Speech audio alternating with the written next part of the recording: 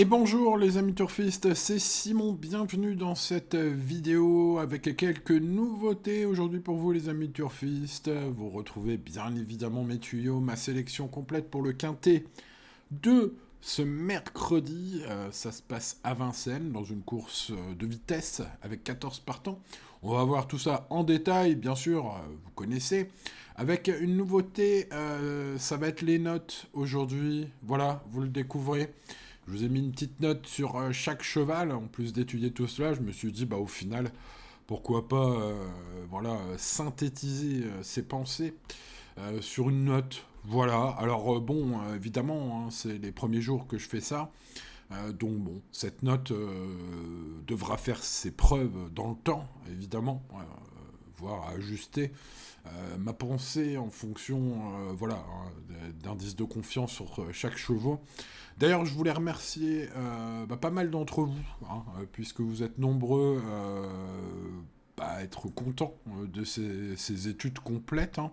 Il y a Sérigné par exemple, Alic qui a commenté hier, Jérôme qui valide pour les notes. Et ben les voilà Jérôme. Pour toi, Tom, qui met des commentaires positifs. Pas mal de turfistes. José ou Bénédicte, je ne sais pas selon ton pseudo. En tout cas, merci à toi pour tes encouragements. Merci à Andy aussi. Allez, merci à Lily Rose qui est très fidèle parmi les turfistes qui commentent les vidéos et qui est tout le temps positive. Merci à toi. Merci à Annick également. Et puis Jean-Marie qui disait qu'il préférait les indices de confiance aux notes. Préfère les indices de confiance sur 5 que des notes sur 20. Alors peut-être, vu que c'est plus un indice de confiance en fait qu'une note, enfin c'est un mix des deux en fonction évidemment de tous les critères que je retiens chaque jour. Donc si tu préfères Jean-Marie les indices sur 5, faut diviser par 4 du coup. Bon, c'est pas très pratique, mais voilà, je ne sais pas, dis-moi ce que t'en penses, en tout cas dans les commentaires. Voilà les amis turfistes pour cette nouveauté, donc je vous propose donc tout d'abord, comme tous les jours, d'étudier tous les partants et de vous livrer bien sûr énormément d'infos sur chacun d'entre eux. On commence par le 1, allez, faut y aller maintenant. Avec cet engagement beaucoup plus favorable au plafond des gains que lors de ces 4 échecs à Vincennes. C'est peut-être l'occasion de suivre ce numéro 1. Il a des atouts, un bon numéro de départ. Alors, c'est vrai que ses meilleurs perfs sont sur piste plate.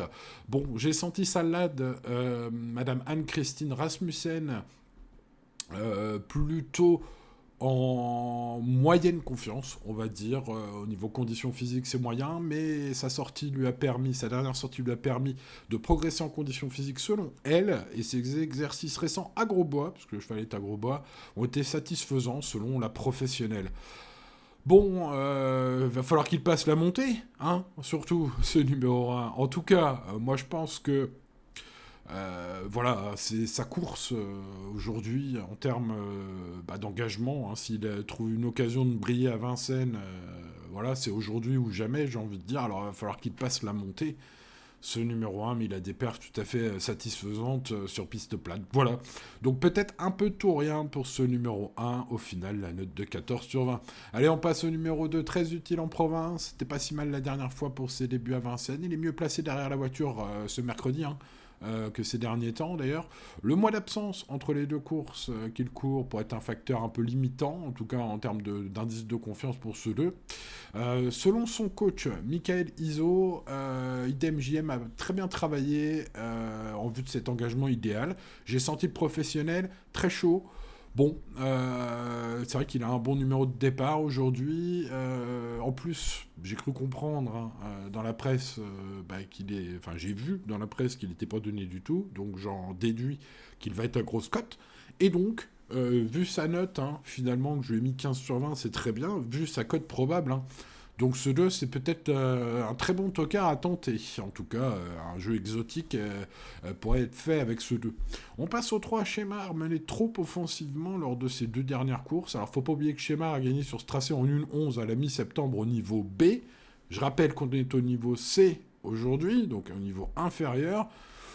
Bon, en gros, avec une meilleure drive hein, que ces derniers temps, Shemar il peut se racheter complètement, hein. Il va faire partie des grands favoris à la cote.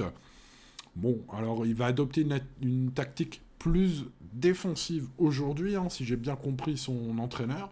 Donc, s'il a le bon parcours, il va montrer un autre visage, hein, ce numéro 3. Chance technique de tout premier plan, favori logique, même ce numéro 3, bonne note de 15 sur 20. Parce qu'il faut quand même qu'il ait un bon parcours. Et oui. On passe au cas de Donizetti, dont les performances récentes sont inquiétantes. J'ai pas senti son coach Charles Criado rassurant, du tout. Voilà, son cheval revient après une période d'inactivité. Il pourrait manquer pour jouer les premiers rôles, à mon avis. Le doute m'habite, comme on dit, et sa note s'en ressent à 10 sur 20. Procédons avec le 5 Inambri, excellent en dernier lieu devant Shemar et Cheyenne Lux, deux chevaux qu'on retrouve dans ce tableau des partants. Inambri a réalisé une performance de choix. Il a échoué de peu pour un bel accessite après une fin de course remarquée, j'ai envie de dire. C'est très bien, finalement tout bien pesé. Sachez que son entraîneur Thierry Roussel trouve qu'il est en excellente condition, qu'il a une aptitude au tracé avérée. Ouais, c'est un point fort, je pense. Après, il a besoin d'un déroulement de course favorable. Aujourd'hui, il n'y a pas de chevaux épouvantail aujourd'hui qui peuvent aller devant aux méchants et gagner de 10 longueurs, je pense. Donc un petit facteur d'incertitude, évidemment, avec ses chevaux attentistes. Mais on a Mathieu Mottier aux manettes aujourd'hui.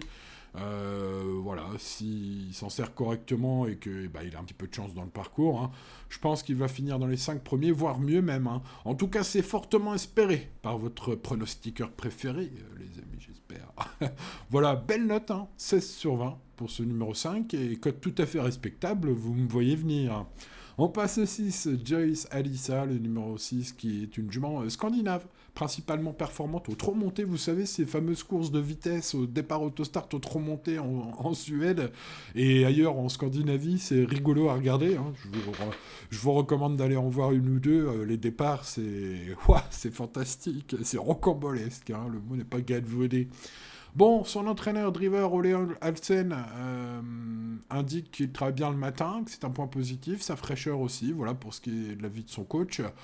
Bon, maintenant il a une course visée plus tard, donc pour ce 6, qui pourrait surprendre en cas de moult défaillance de plein de favoris, je pense qu'il est plus à suivre aux montées sur 2100 à Vincennes bientôt. Ça me paraît mieux. Aujourd'hui, je lui mets une note seulement de 11 sur 20.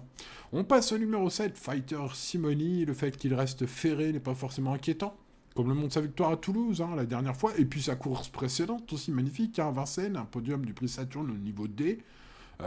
Voilà, on monte un peu de catégorie théoriquement ici. Pour ce qui est de son entourage, sa coach, Maria Tomkit, de rien pour la prononciation suédoise, souligne que son représentant est dans une forme ascendante, après un succès convaincant, donc à Toulouse la dernière fois, et un podium sympa à Vincennes le coup d'avant. Il y a pas mal d'indices qui vont en faveur de ce numéro 7. Il peut manquer de vitesse face à des spécialistes des 2100. Ces chronos ne font pas référence, mais ces deux ultimes courses font référence. Donc il y a du très positif et il y a du négatif quand même avec ces chronos. Voilà, au final, il a une bonne note de 14 sur 20. Je le pense compétitif, mais peut-être plus pour les places, notamment avec ce numéro 7. Le numéro 8, Ibra Mélois, mieux vaut attendre des conditions plus propices. On est ferré avec Pierre Belloche aux manettes. Ça sent pas la course visée du tout. D'ailleurs, son coach reconnaît qu'il est en phase de reprise. Après une course de rentrée forte décevante, il a besoin d'être rassuré, j'ai l'impression, son coach. Ses chances sont minces face à des adversaires affûtés aujourd'hui. Bon, je vais tenter une impasse pas très risquée sur ce numéro 8. Sa note globale est de 8 sur 20. On passe au numéro 9, J.K. Justus. J.K. Justus, dont les qualités ne sont plus à prouver, que ce soit sur longue distance ou courte distance même. Ça pose pas tant de problèmes que ça. Sa tactique d'attentiste, avec le numéro 9, il va falloir un Pierre-Yves Verva des grands jours. Mais bon, pour musarder derrière, Pierre-Yves, il sait le faire, normalement. Voilà, un cheval, tout va se jouer avec ce numéro 9. Qu'est-ce qu'il va être possible de faire en début de course? On se met à la place de Pierre-Yves. Qu'est-ce qu'on fait avec cet attentiste qui a une chance, mais qui doit être quand même préservé? On démarre pas. Bon, moi, à sa place, je démarrerai pas, mais bon, voilà, il y a que 14 partants, donc autant profiter du peu de partants pour jouer les attentistes, ce serait une bonne idée. Maintenant, des fois, Pierre-Yves, il aime bien démarrer avec le 9. Hein. Il a déjà planté quelques favoris comme ça.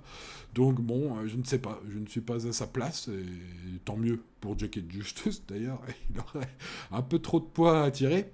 Mais au papier, c'est un cheval incontournable, très mal placé. Il y a du pour, il y a du contre. Une belle perf de ce 9 est largement possible, mais finalement sa note n'est que de 13 sur 20, eu égard à cette position peu enviable. Le numéro 10, Fatlock Joint, présenté déféré malgré plus de 3 mois d'absence.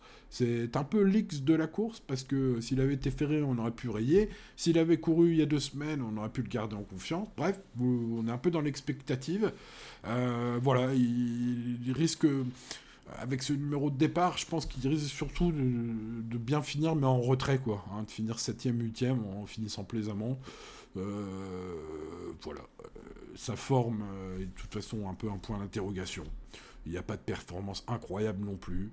Voilà, pas mal sur les 2100 mètres. Bon, voilà, vous voyez, il y a du pour, il y a du contre, une note assez moyenne de 12 sur 20 au final pour résumer cette pensée. On passe 11, Cheyenne Luxe, dont le positionnement affreux en seconde ligne de départ derrière la voiture complique ses chances de victoire. Mais c'est un chic cheval lorsqu'il reste au trot. Voilà, question de sagesse, de parcours bien sûr. Mathieu Abrivard, appelé en renfort ce mercredi.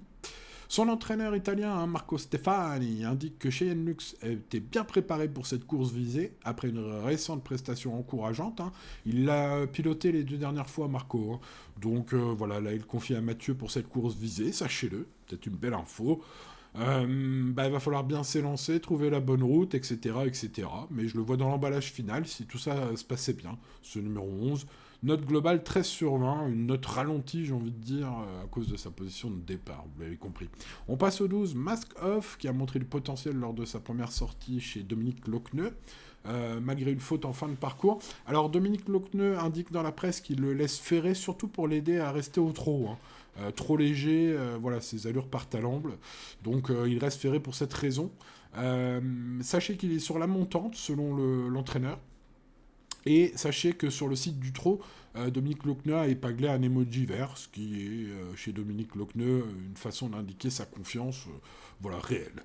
Révélation possible à ce niveau, c'est un petit outsider fort intéressant, en plus c'est Johan Le Bourgeois aujourd'hui, hein, donc il va pas chômer ce 12. Je vous le conseille, peut-être sur l'un de vos tickets en tout cas. Note globale 14 sur 20. On passe au numéro 13, Night Point Class, passe son nez sur la grande piste de Vincennes, ce cheval vraiment très peu maniable, et toutefois en grande forme le matin selon son entraîneuse Anne-Christine Rasmussen.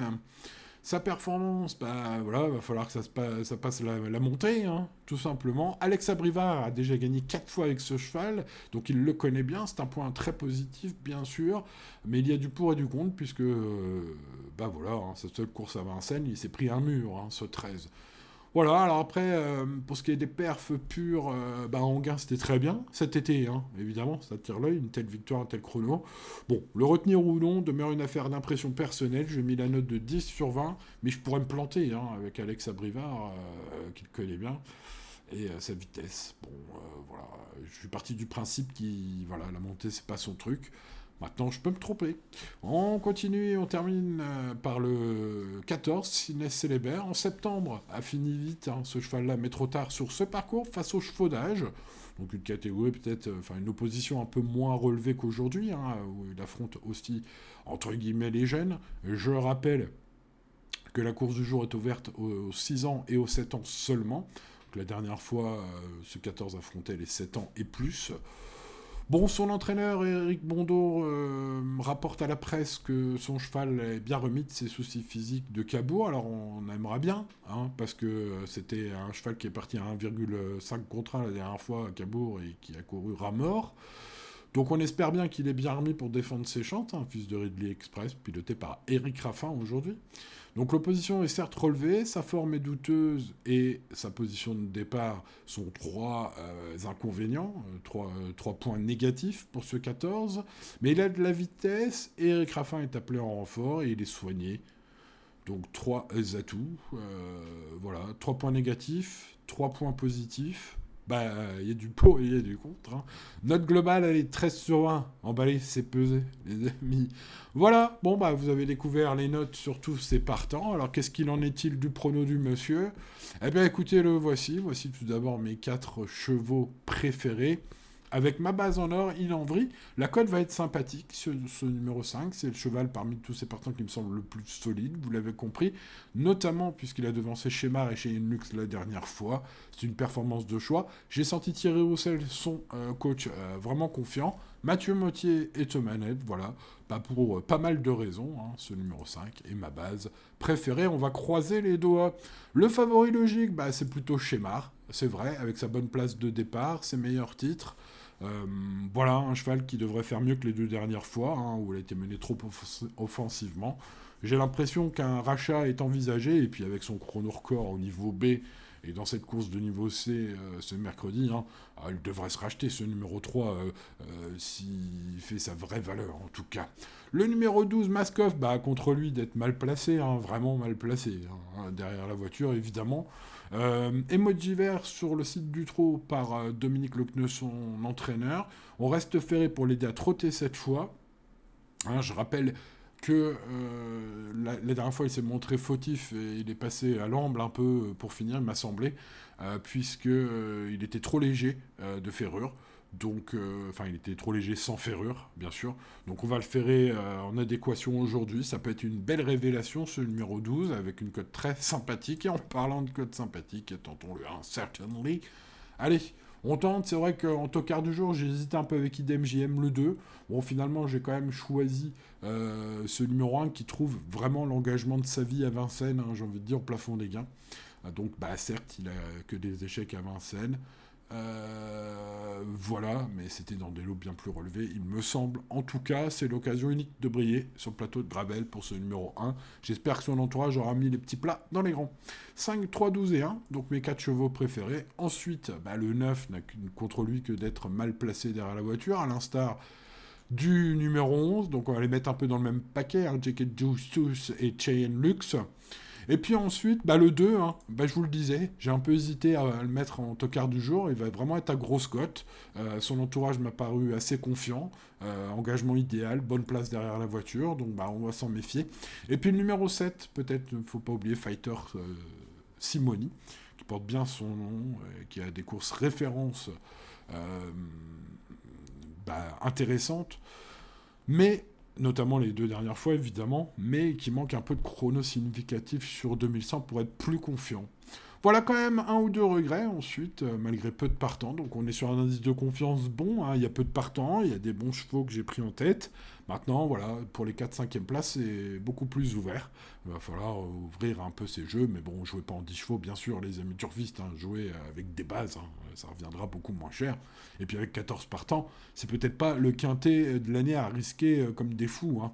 On reste raisonnable, les amis, comme tous les jours, et tout ira bien. Voilà, il ne me reste plus qu'à vous souhaiter bonne chance, à vous demander le petit pouce sur la vidéo, ça m'aide beaucoup pour référencer ma chaîne. Merci à ceux qui le font. Bienvenue aux petits nouveaux, n'oubliez pas de vous abonner et d'activer la cloche pour ne rien manquer à l'avenir. Allez, merci encore de votre fidélité, les amis turfistes, bonne chance à vous, et à demain pour de nouvelles aventures. Ciao, ciao.